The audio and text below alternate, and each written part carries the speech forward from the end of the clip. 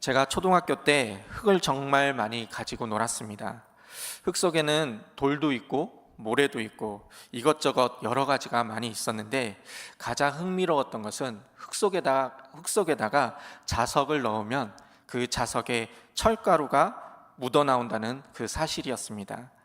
그때 그게 너무 신기해서 집에 있는 자석들을 가지고 학교 운동장이나 놀이터에 가서 흙 속에 자석을 넣고 철가루만 뽑아서 학교에서 하는 그 과학 수업에 사용을 하기도 했었습니다. 이렇게 흙이나 모래 속에 새가루만 분리해서 끌어당기는 이 자석처럼, 예수님께서는 부정한 이 세상 속에 섞여 살고 있는 우리를 끌어내어 주셨고, 또한 구원을 얻게 하셨습니다. 섞여 있을 때는 모래와 쇳가루를 구별하기 어렵지만, 자석을 갖다 대면 특별히 이 철가루만 자석에 묻어 나오듯이 우리는 이 세상에서 구별되어 주님께 속하게 된 특별한 존재가 되었다는 것입니다. 바울은 디모데에게 편지를 보내며 이렇게 이야기를 합니다. 디모데전서 1장 12절 말씀입니다. 그러므로 예수 우리 주께 내가 감사함은 나를 충성되이 여겨 내게 직분을 맡기심이니 라고 이렇게 말하면서 자신을 특별하게 불러주시고 그 직분을 맡겨주신 그 주님께 감사한다고 디모데에게 이야기를 하고 있습니다. 우리를 또한 주님이 불러주신 특별한 존재이기에 그에 합당한 삶을 살아가야 합니다. 오늘 어려움 중에서도 하나님이 예레미야를 부르신 모습을 통해서 우리에게 주신 그 소명, 다시 한번 묵상하며 나가는 시간이 되시길 소망합니다. 첫 번째로, 하나님은 그의 사람을 먼저 미리 선택하신다는 것입니다. 예레미야는 유다 왕국의 말기 그 요시야 왕 때 활동하던 선지자였습니다. 젊었을 때 선지자로 부름을 받은 예레미야는 하나님을 배반하고 또한 하나님의 말씀을 무시해온 이스라엘 백성들을 향해 심판의 말씀과 그리고 회개를 촉구하는 그러한 선지자였습니다. 본문은 하나님께서 그 예레미야 선지자를 부르시는 장면을 보여주고 있는 것입니다. 5절 말씀입니다.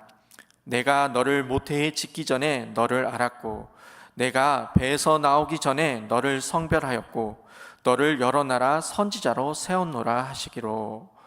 이 말씀은 예레미야가 하나님의 사자로 선지자로 선택받은 것이 결코 우연이 아니라 하나님의 영원하신 계획 속에 포함되어 있었음을 보여주고 있습니다. 성별하였다는 이 말은 거룩하게 하다라는 그 의미를 가지고 있습니다. 하나님이 쓰시기 위해 특별하게 따로 구별하였고 떼어 놓았다는 그 뜻을 가지고 있는 것입니다. 그러니까 하나님께서는 자신이 예레미야를 쓰시기 위해 그를 특별한 존재로 따로 구별하셨다고 그 이야기를 하고 계신 것입니다. 예레미야는 출생에서부터 세상과의 관계에만 얽혀있는 그러한 사람이 아니었습니다. 그는 일평생을 하나님과의 관계에서만 삶의 의미를 찾는 그러한 신앙인이었습니다. 또한 하나님이 주신 사명에 따라 살아가야 하는 그러한 사람이었던 것입니다. 이런 사람은 하나님께 붙잡혀 하나님의 뜻에 초점을 맞추며 살아가야 하는 사람입니다. 사람, 장소, 시간 등을 막론하고 하나님을 위해 따로 구별되면 오직 하나님만을 위해 사용되어져야 한다는 것입니다.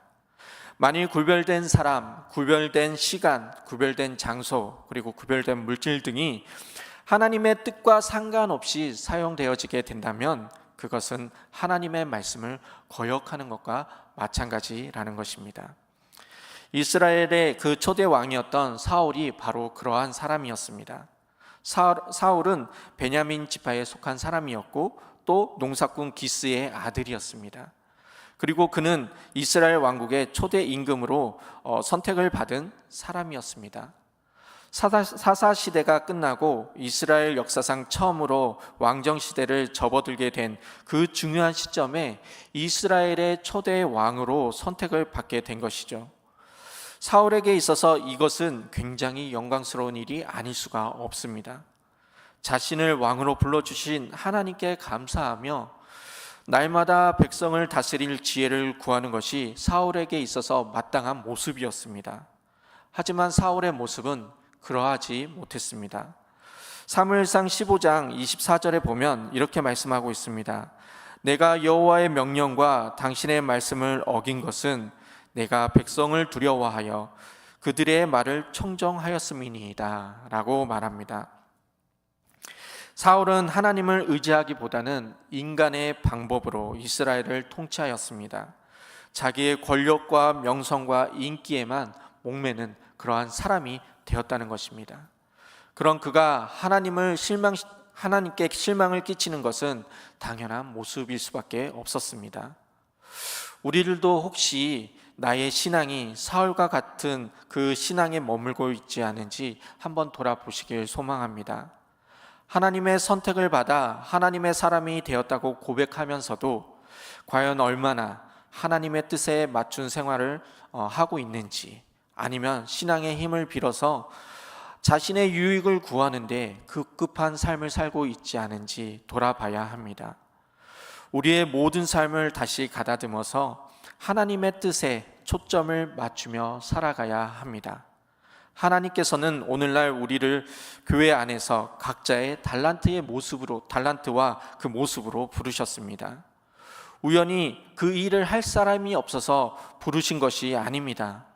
예레미야가 뱃속에 있기도 전에 그를 아셨고, 그리고 세상에 태어나기도 전에 그를 구별하셔서 열방의 선지자로 세우신 것 같이 하나님께서는 그렇게 우리를 부르신 것입니다. 하나님의 영원하신 그 계획 속에서 그리스도의 몸된 이 교회를 섬기며 하나님의 나라를 위하여 일하게 하시려고 우리를 선택하고 우리를 부르신 것입니다. 그렇기에 조금이라도 그 사울과 같은 그 마음이 우리 마음에 틈타지 않도록 기도하고 최선을 다해 부르심의 뜻을 이루어 나가는 우리가 되기를 소망합니다. 두 번째로, 하나님은 그의 사랑과 함께 하신다고 말씀하셨습니다. 예레미야는 하나님의 부르심을 받고 선뜻 그 부르심에 나서지 못했습니다. 그 이유는 6절에서 말씀하고 있습니다. 슬프도소이다. 주 여호와여 보소서. 나는 아이라 말할 줄을 알지 못하나이다. 예레미야는 자기가 하나님의 종으로, 즉 열방의 선지자로 나서는 것이 부족하다고 생각을 했던 것 같습니다. 이는 지나친 겸손도 책임 회피도 아니었습니다. 나는 절대 못합니다 라는 그러한 교만도 아니었습니다. 그가 가졌던 마음은 거룩하신 하나님께서 자신과 같은 부족한 사람을 불러주신 것에 대한 그런 두려움 때문이었습니다. 하나님께서 자신을 불러주신 것은 분명히 영광스러운 일이지만 안타깝게도 예레미야 자기 자신은 그것을 감당할 만한 능력이 없다고 생각했던 것입니다. 열방의 선지자로 세웠다는 것은 전 세계에 하나님의 말씀을 외칠 선지자로 세워졌다는 것입니다. 예레미야 스스로 생각해도 자신은 많은 사람들을 설득할 만한 언변이나 능력이 없다고 생각했던 것입니다. 도저히 자신은 감당할 수 없는 일이라고 생각한 것이죠. 하나님께서 우리를 사용하시기 위해 부르실 때도 나는 할 수 없다라고 말하는 사람들이 많이 있습니다. 물론 하나님이 주신 그 사명 감당하는 것이 절대로 쉬운 일은 아닙니다. 돈이 생기는 것도 아니고 개인적으로 이익이 있는 것도 아니고, 그리고 오히려 희생과 고난을 따르는 일이기 때문에 그 사명을 감당하는 것이 부담이 되고 때로는 꺼려질 때가 있을 것입니다. 하지만 거절과 사양이 하나님의 부르심에 대한 두려움 때문이 아니라 그 개인적인 사정과 맞지 않고 귀찮다라는 그 이유 때문이라면 심각하게 다시 한번 우리가 생각해 봐야 할 것입니다. 그 어떤 이유라도 하나님의 부르심에 거절이나 사양을 할 수 없기 때문입니다. 할 수 있다 없다라는 이 판단은 내가 하는 것이 아니라 바로 오직 하나님께서 하시는 것이기 때문입니다. 그럼에도 불구하고 나는 못한다는 그 판단은 내려놓았지만 그래도 이 일을 감당하지 못하겠다고 완강하게 버틴다면 더 이상 그것은 겸손이 아니라 교만이라고 할 수밖에 없을 것입니다. 하나님께서 예레미야를 불러 열방의 선지자로 세우시겠다고 하실 때도 그는 아직 감당할 수 없다고 했지만 하나님께서는 강력하게 그에게 명령을 하셨습니다. 이렇게 강하게 명령하신 이유는 우리 인간의 무능함과 자격을 갖추지 못한 것은 하나님의 일을 이루어 가시는 데 있어서 전혀 상관이 없기 때문입니다. 하나님께서 그 사명을 감당할 때에 부름을 받은 자의 능력이 아니라 부르신 자의 능력으로 감당할 수 있도록 부어주시기 때문입니다. 전능하신 하나님께서 필요하시다면 그 부름을 받은 자에게 하나님께서 그 능력을 부어주시면 됩니다. 그렇기 때문에 우리가 아직 준비가 안 된 사람이라도 능력이 없는 사람이라고 생각된다 하더라도 괜찮습니다. 하나님이 우리에게 모든 능력을 주실 것이기 때문입니다. 우리 속담에도 이러한 속담이 있습니다. 늦었다고 생각될 때가 바로 그때다라는 그런 말이 있습니다. 부름을 받은 자 스스로 자격 미달이라고 생각하는 것이 바로 하나님이 쓰시기에 적합한 그러한 시기라는 것입니다. 사사시대의 기드온도 그러했습니다. 미디안의 전쟁 때 타작마당에 숨어서 타작하는 그러한 평범한 사람에 불과했습니다. 하지만 하나님께서는 그를 부르셔서 위대한 사사로 쓰셨고 또한 이스라엘을 구하는 데 사용을 하셨습니다. 하나님께서는 이렇게 부족한 사람을 선택하셔서 그에 필요한 능력을 주시고 크게 사용하십니다. 오히려 스스로 지혜와 능력이 많다고 생각하는 사람은 그 모든 일을 자신이 했다고 생각할 것입니다. 그러나 하나님께서는 그의 능력을 보시며 사명을 맡기시는 것이 아니라 하나님이 전적인 주권 아래에서 한 사람을 부르시고 그 사명을 맡기신다는 것입니다.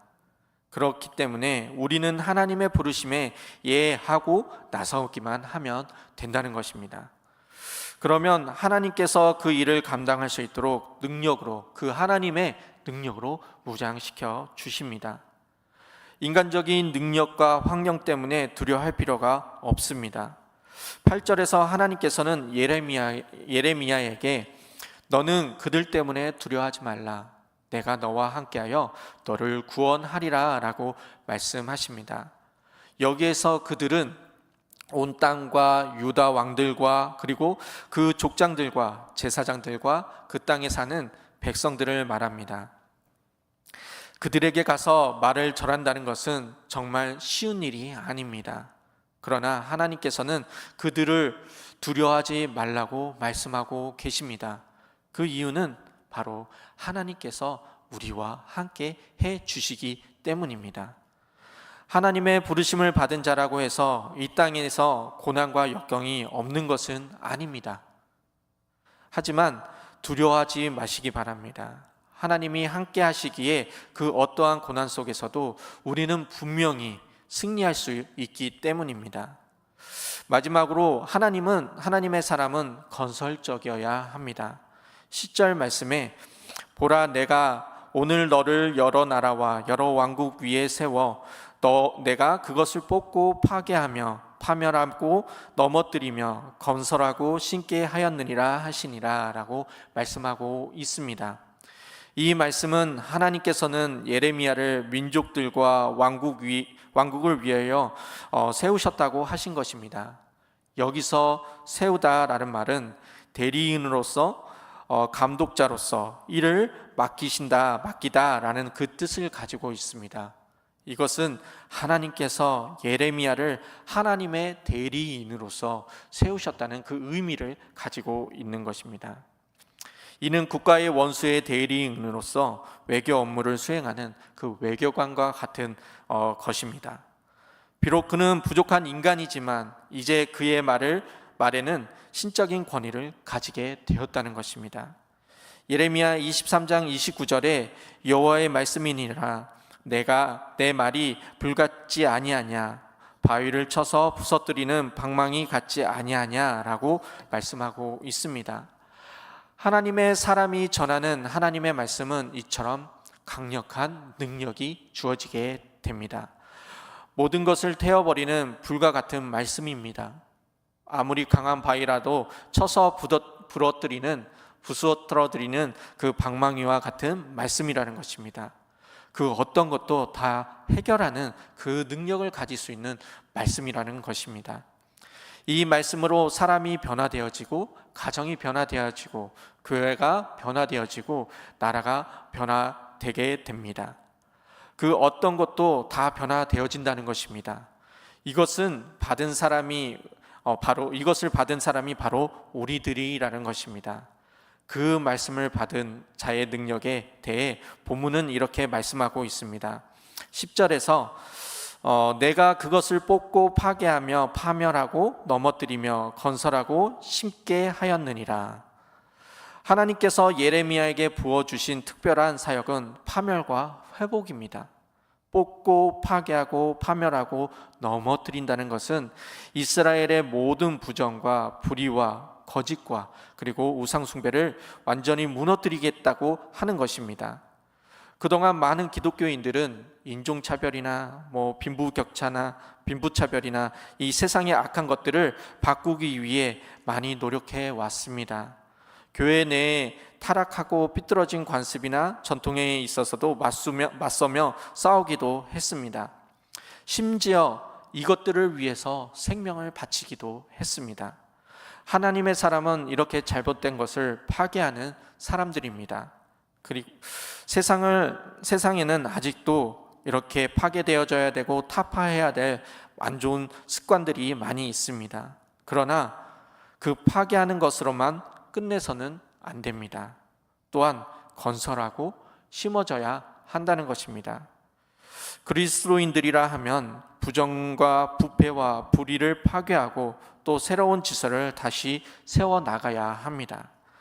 하나님의 말씀을 이 땅 위에 구현하는 일, 즉 포로된 자에게 자유를, 눈먼 자에게 다시 보게 함을 전파하며 그리고 눌린 자에게 자유케 하는 이 일에 적극적으로 나서야 하는 사람들이 바로 우리들이고 그리스도인들이라는 것입니다.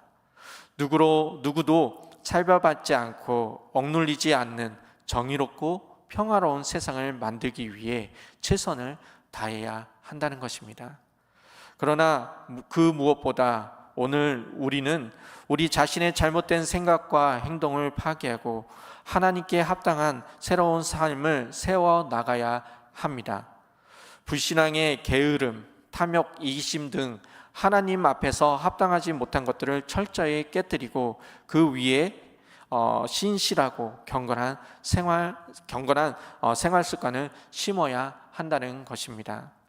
사랑하는 성도 여러분, 우리는 하나님 나라를 위해서 부르심을 받은 그런 하나님의 사람들입니다. 그렇기 때문에 하나님의 부르심에 순종해야 하고 내 삶 속에 남아있는 죄악된 그런 모습들을 제거하고 하나님이 원하시는 그 하나님의 자녀다운 그러한 삶을 살아가야 합니다. 우리 모두 예레미야처럼 하나님의 부르심에 합당한 삶을 살아가는 우리가 되기를 소망합니다. 그리하여 이 세상에서 정말 하나님의 능력과 하나님의 그 사랑을 전하며 살아가는 하나님의 자녀로서 세워져가는 우리의 삶이 되기를 소망합니다. 이 시간 말씀을 가지고 함께 기도하도록 하겠습니다.